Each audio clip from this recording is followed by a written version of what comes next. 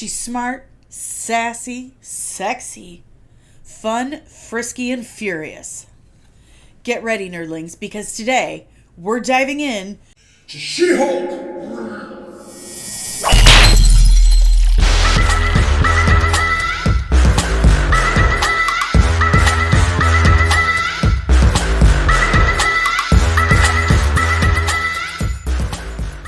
What is up, nerdlings, and welcome back to my channel!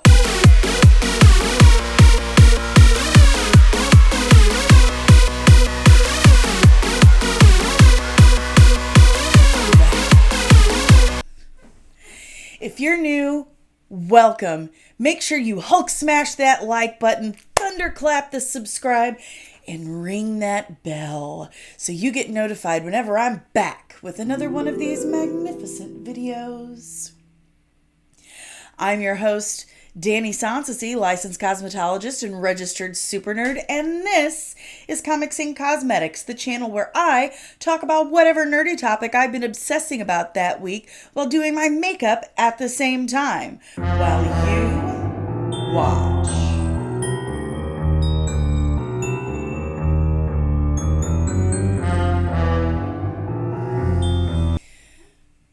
And before you judge my streaky arms, I want you to know that I have been putting this on by myself, okay? And I only have one fan. It's very difficult, and I'm old and fat, okay? This week, as I told you, from the future, we're talking about She-Hulk.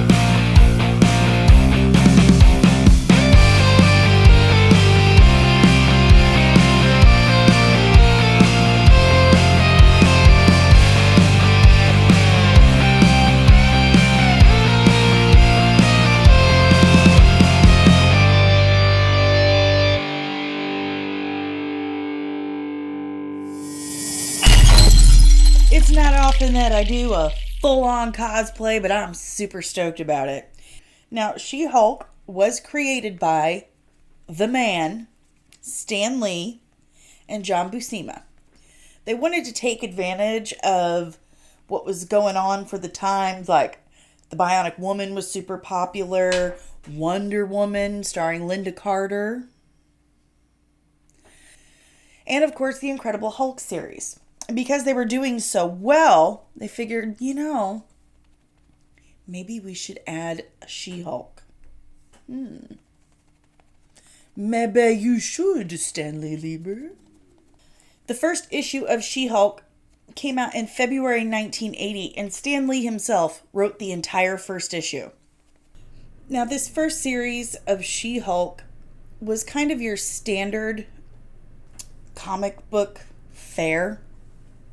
She hadn't quite developed her sarcastic, satirical, fourth wall breaking personality that we know and love today. The first series was called The Savage She-Hulk, and it ran until 82, so just 2 years. And it featured criminal lawyer Jennifer Walters, cousin of the Hulk, Bruce Banner.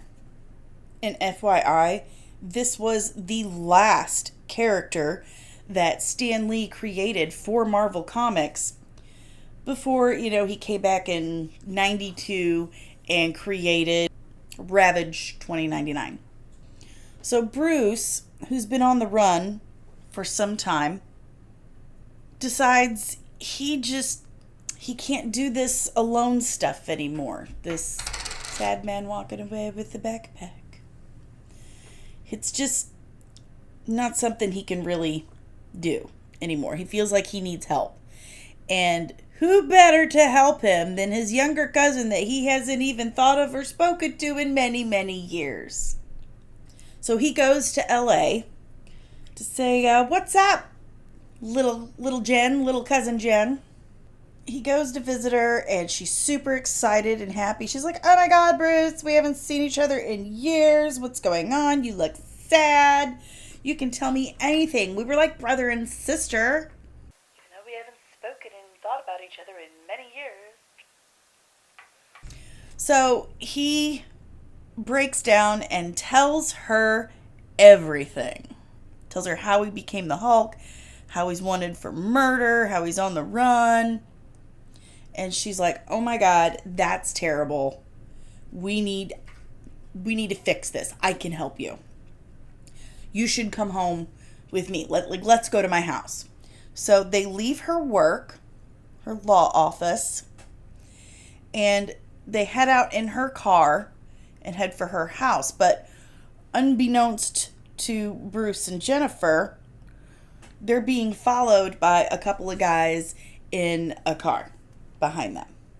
As they're driving along, she tells him what's been going on with work, like this case she's working on. I guess if he felt safe sharing his secret with her, then I guess she could break the client confidentiality she has with her client and, tell him everything. Oh, this is great. I look so pretty. She's defending this guy named Moncton. He was framed by Nicholas Trask, framed for murder. Like, Trask killed his own henchman just to frame Moncton. And whereas Moncton is a criminal, Jennifer knows that he's not guilty of this crime. So she agreed to defend him. And she knows that Trask did it. She's just having trouble getting the evidence. But she was a sneaky snake and started this rumor that she had actual diehard, rock-solid evidence that Trask himself did the murder. Well, that was either really brave or really stupid, because he's this big criminal lord, whatever, and what do they... I mean, he's going to try and stop you. Like, wouldn't you be afeared for your life? So we, the readers, kind of figure out that, yeah, these are definitely Trask's men following her. And they are not trying to deliver flowers. No. So when they get to her house, they both get out of the car, and the car with Trask's men pulls up behind them and pulls a gun and shoots her. It doesn't kill her, and Bruce hops to and grabs the garden hose and sprays the guy with the gun. He said something about, I've seen the police do this. Yeah, it's kind of awful the times that they have used it. So he sprays him with the garden hose. Super powerful garden hose. And the guys get back in the car and take off, and they're like, oh, there's people heard the shot, the police are gonna come. We gotta cheese it. So they take off. Bruce carries her into the house and makes sure that they're really gone. Well, she's losing blood, and he's like, oh my God, I've got to help my cousin. She could die. So he looks out the window of Jennifer's house, and there just so happens to be a doctor's office. Imagine that. It's kind of weird to me because it seemed like it was in a pretty suburban neighborhood, and they're like, oh, doctor's office, hot dog, hot dog, hot diggity dog. So he takes Jennifer over to the doctor's office and gives her an emergency blood transfusion because she's losing all this blood. And after he's certain that she's okay, that she's going to make it, that she's stable, he decides to call the police. But of course, when the police get there, they detain him for questioning because there was a shooting. You say you scared these guys off with a garden hose? And you waited how long to call us? Yeah, if you wouldn't mind, we've got some questions. Like, I could see why they had questions. So, they go down to the police station. They take Jennifer to the hospital. And they've got Bruce, like, handcuffed to a chair in an interrogation room. And they're asking him all these questions. Well, clearly, this is stressing him out. So Bruce gets worried that throughout this questioning, they're going to figure out who he is and it's going to endanger Jennifer. So he hulks out and escapes by going through a cinder block wall. Super subtle. Meanwhile, Jennifer is in the hospital and she's kind of musing about the tingling sensation she's feeling inside. She's feeling her bones and stuff just kind of tingling, and she's like, what's going on? Well, about this time, 3 men come in lab coats saying they're doctors, and I'm like, yeah, we're here to check you out. Like, we're just here to check on you, make sure everything's okay. And she's like, wait a minute, you're not doctors. And they all just kind of like fall on her and try to hold her down and hold a chloroform-filled rag over her face. This is when she transforms for the first time. Now, like I said, this first comic series for She-Hulk, the Savage She-Hulk, was standard comic book fare. And so her first iterations were, her transformation was triggered by fear and anxiety like Bruce. Although hers was a milder case, comparatively speaking. She busts out, destroys the room, like destroys that hospital room, legit, and tracks them down, yanks them out of their car, and just basically hands them over to the cops. Like, here you go. So after she drops them off at the police, she sneaks back into her hospital room, but discovers she's absolutely demolished it. So she sneaks into the room next door, and the nurse is like, oh my God, you're okay. What are you doing in this room? She's like, well, when the ruckus started, I just jumped up and hid. Makes sense. I mean, honestly, it does.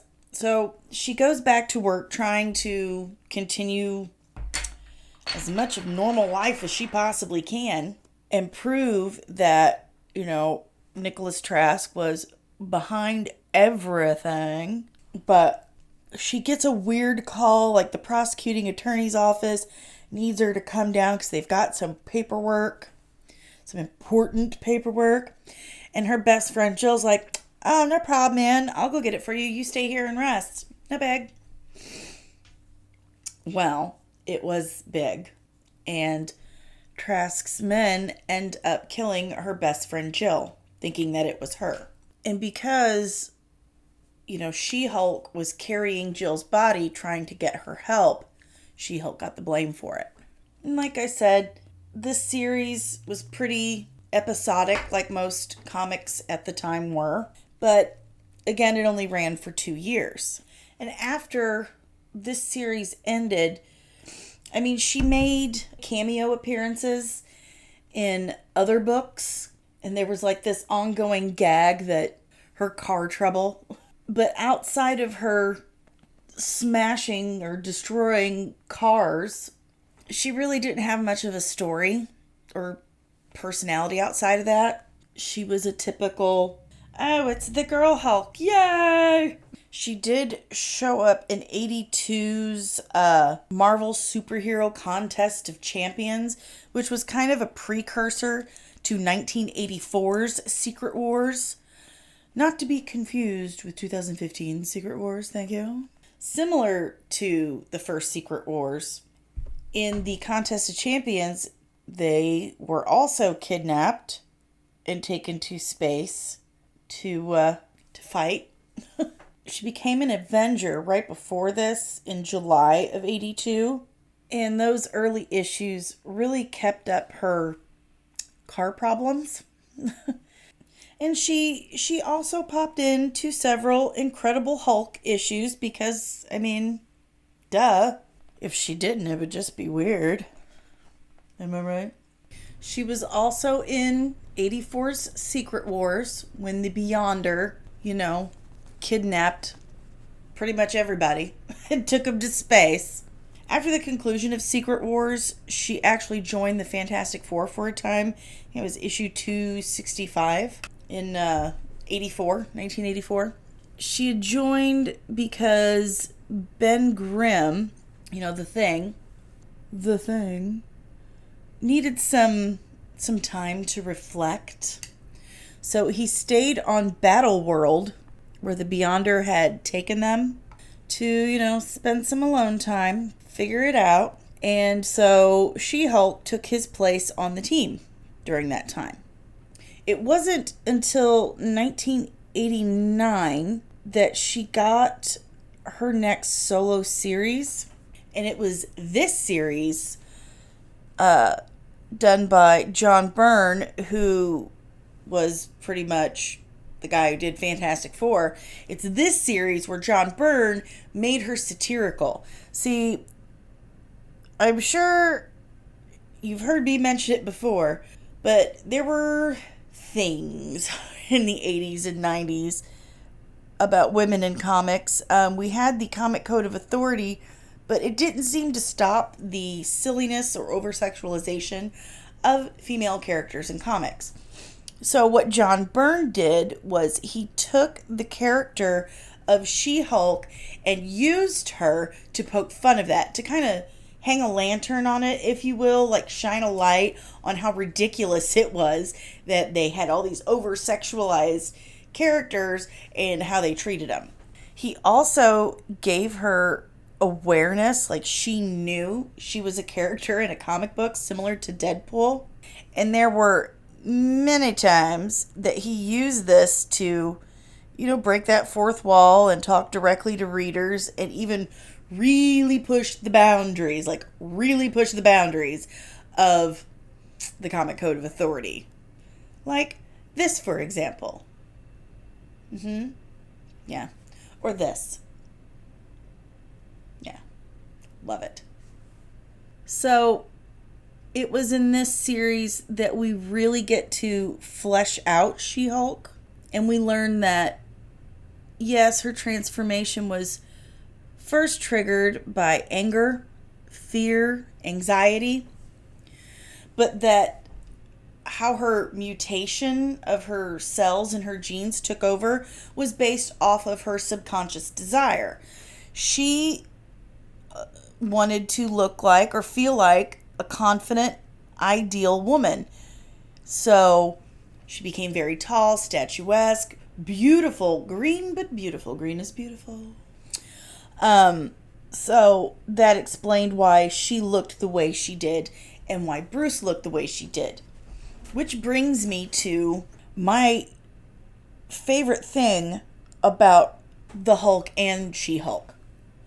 My favorite things. First of all, Stan Lee has gone on record explaining that the Hulk was kind of his Jekyll and Hyde. It was supposed to explore the duality of man, which makes sense. Men are more assertive, more aggressive for the most part because of testosterone. So it would make a lot of sense that the female Hulk, the She-Hulk, would be the duality of woman. I've heard a lot of people question, why does she look the way she does as opposed to the way the Hulk is? Why is she able to talk and do all these things and retain her faculties? Well, it's because the woman's Hulk is going to be totally different from a man's Hulk. And honestly, everyone's Hulk is going to be totally different from each other's because it's based on your subconscious. So in Jennifer's case, she was very meek, very passive, never spoke up for herself, did not feel attractive. So her Hulk took the form of a very confident, assertive, beautiful woman who was capable of doing all these things that Jennifer always wanted to do, but never had the guts. Now, let's be real, ladies. That would be like most of us.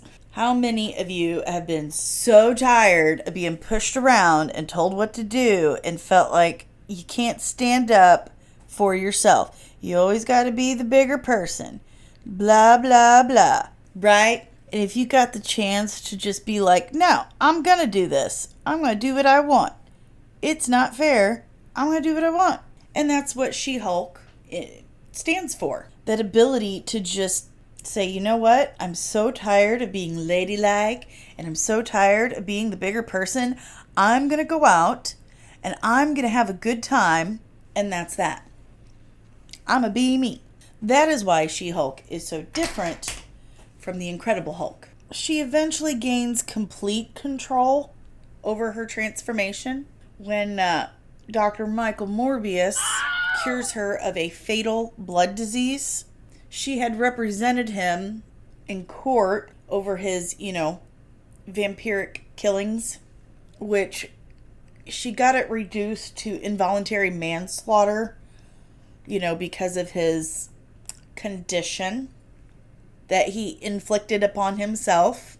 Whatever, I guess. We're ignoring that. It's fine. Everything's fine. Just don't look over there. So after a while, she decides, I think I'm going to keep this form. She wanted to stay She-Hulk. She really preferred the assertiveness and confidence and the strength. I mean, who wouldn't? She could do all kinds of stuff. But she preferred, I think I'm going to stay the Hulk for a while. But she had preferred it to her more kind of timid form of Jennifer Walters. Back in '84, which led to her time with the Avengers, her staying in that Hulk form and being transported to Battle World by the Beyonder, and which also sparked her rivalry with Titania, whom we're also going to see in the She-Hulk Attorney at Law series played by Jamila Jamil. If you haven't checked out Jamila Jamil, do. She's awesome. She's beautiful. She's a great actress. And she's funny. That's enough for me. And I know I'm bouncing around a bit, but She-Hulk has a lot of story. A lot of story to her. I may have to do a second one. But maybe I'll dress like Jennifer Walters for that one because this has been difficult. So, it was also during her time with the Fantastic Four that she started dating. She met Wyatt Wingfoot and started this romantic relationship with him. One day, there was this Shield helicarrier that crashed, and it had a serious radiation leak, so she goes to try and stop it. One of her abilities is she can absorb energy, and she is, radioactive. Yeah. But it had this horrible effect. And afterwards, she realizes she can't transform out of She-Hulk. And, they break the news to her. She's like, yeah, it's not so bad. Not that big of a deal. She really enjoyed being She-Hulk compared to Jennifer Walters, so it wasn't really that big of a deal for her. Later, Reed Richards kind of reveals that it was just psychological, because secretly she really just wanted to be She-Hulk. She didn't want to be timid or weak. She liked who she was as She-Hulk. So that explained that. During the sensational She-Hulk series that John Byrne took over, and after her time with the Fantastic Four, she rejoins the Avengers for a bit, she had a lot of fun adventures on that one. She gets hypnotized by this guy named Ringmaster into becoming a performer in the Circus of Crime. She battled headmen with Spider-Man. And in issue 15, we were introduced to a gray version of She-Hulk. This one was more like Bruce Banner's Incredible Hulk. It had a more childlike mind, referred to herself in the third person. Referred to Jennifer as Puny Jennifer. Well, and she also had become the assistant district attorney in New York under Blake Tower. And she meets this retired superhero named Wheezy Grant Mason. Well, after she's able to return back to Green, she finds out that Wheezy had manipulated Blake Tower into hiring her so that Wheezy could be back in the comics and not die of old age. Isn't that awesome? I love the fourth wall breaks. She starts doing Heroes for Hire, and that's when she starts dating Luke Cage. Aww.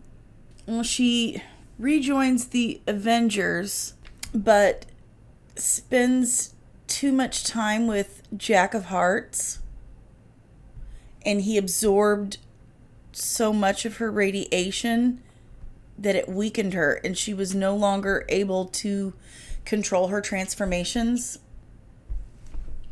which really sucked for her because it put her back to square one, basically. And this results in her tearing the Vision in half. Yikes. Come to find out, It was the Scarlet Witch all along. it was the Scarlet Witch was behind it. So with her Hulk form being ruled by paranoia and fear, she takes off, and this starts the Search for She-Hulk series. Well, they eventually find her in a place called Bone, Idaho. Bone, get it? Because She-Hulk likes to bone. Well, her anxiety about them finding her makes her Hulk out, makes her transform. Bruce is there, but he can't get her to calm down. So he ends up hulking out, and the two start fighting, which was terrible for Bone, Idaho, because they end up destroying the entire town.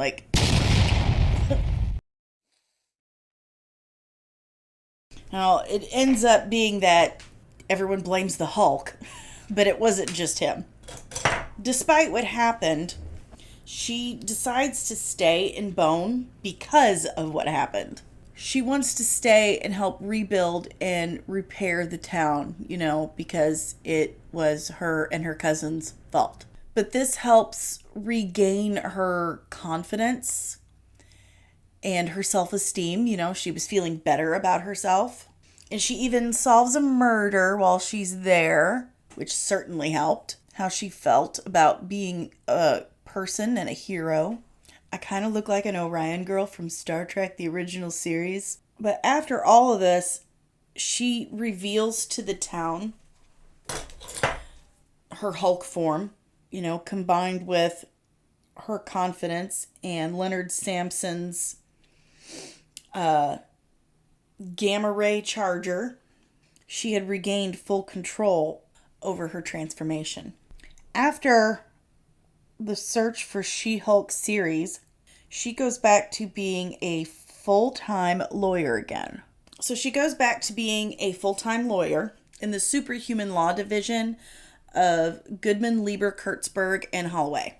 But one difference I have noticed already is that in the comics, the stipulation for her being a part of the Superhuman Law Division was she had to stay in human form.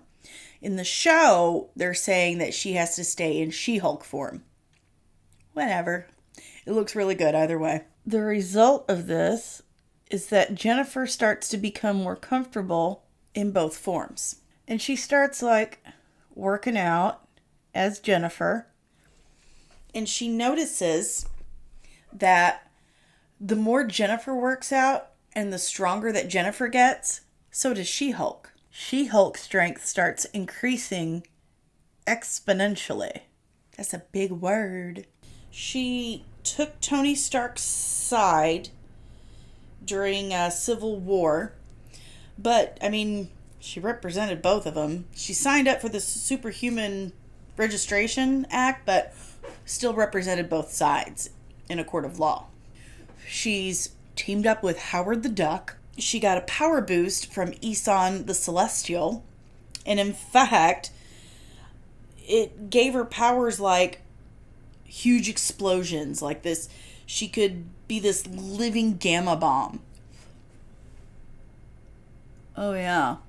Because of her significant power boost, it made her ridiculously strong, too. So she had to wear the Jupiter suit to try and restrain some of that. And it was thanks to these aliens called the Ovids that taught her this ability that she could take on the form, physique, and powers of other women. She'd remain green, but she could look like any woman she wanted to and have their powers. Cool. Wait, let's leave it just like this. What do I look like? I look like an Orion. I love it. Oh, that's better. What do I love about She-Hulk? Other than her gorgeous complexion, really, do I look mean and green or what? It's for General Siege. You know who you are, babies. I love especially when John Byrne took over with the Sensational series. I love that she's so free. As a woman, I can completely relate to the fact of that duality. That, do I keep my mouth shut and remain the bigger person and let everyone think I'm so sweet? Or do I just say exactly what I'm thinking and just be damned with it? Do I date who I want, or do I stay back here so I look so prim and proper? And She-Hulk shines a light on that, throws it in your face, says, I'm going to do what I want. I'm going to date, sleep with who I want and not think twice about it. I'm going to say what I want. I'm going to be assertive. I'm going to be aggressive. I'm going to be confident. That's what I love about She-Hulk. We have had so many stories, novels, everything talking about the duality of man and what men have to deal with internally. This is one of the first ones that really exposes the duality of women, and I love it. I'm really excited to see the She-Hulk series that starts on August 17th of this month on Disney Plus, starring Tatiana Maslany. If you haven't seen her in Orphan Black, do yourself a favor, watch it now. Right now. Hey, you hit like and subscribe first, okay? Then go watch Orphan Black. All right? She's wonderful. In that series, she plays a variety of different characters. So who better to pull off a dual personality than her? I am also very excited to see Jamila Jamil in the series. I love her as well. And we're getting Charlie Cox back as Daredevil. We're getting Frogman. We're getting Abomination. I mean, this show is going to be huge, and I cannot wait for it. Not only is the main character rather large herself, but we're getting a whopping 9 episodes compared to what we normally got of 6. So I'm pretty excited to see what comes out, especially since the word mutant was dropped in the finale of Miss Marvel. So who knows where we're going next. Anyway, my little nerdlings, that's all I have for you today on She-Hulk and my She-Hulk look, my She-Hulk attorney at law cosplay. Ooh, yes. I'm gonna go protect some superhumans and find Luke Cage afterwards. If you like the content I'm putting out there, please Hulk smash the like button, thunderclap the subscribe, and ring the bell. That way you get notified whenever I'm back, all right? We have a live show on Sundays. We will be breaking down She-Hulk, and when House of Dragon comes out, we're totally going to be covering that too. And the Andor series. It's like Nerd Christmas, okay? But I have a breakdown for you at least once a week. A different character, a different nerdy look inspired by that character. So make sure you check out the channel and just keep your ear to the ground. And if you would like to follow the channel on socials, we are on all of them. Just look up Comics and Cosmetics. If you want to know where I'm going to be next, I do pop up on other shows and podcasts. Definitely follow our Twitter. That's where a lot of the channel news gets put out. But we also have a TikTok, an Instagram, a Facebook, a blah, blah, blah. We're everywhere. We're on Rumble. We're on Odyssey. YouTube, you're here. Hi. How you doing? If you would like to support the channel, then definitely check out our Patreon. We have 3 tiers to choose from. All come with merch. But if you sign up for the top tier of Super Sexy Nerdling, I will send you a free t-shirt on me. And definitely check out our merch store. Normally I am wearing the Comics and Cosmetics baseball tee. It is my absolute favorite, but for She-Hulk, didn't think she'd fit in it. But we have t-shirts, baseball shirts, hoodies, phone cases, laptop cases, pillows, mugs, travel cups, you name it, we've got it. So check out our store on TeePublic. Right there. Well, nerdlings, that's going to do it for me today. I hope you had a great time. Have a wizard weekend, and I will see you in the next one. Bye.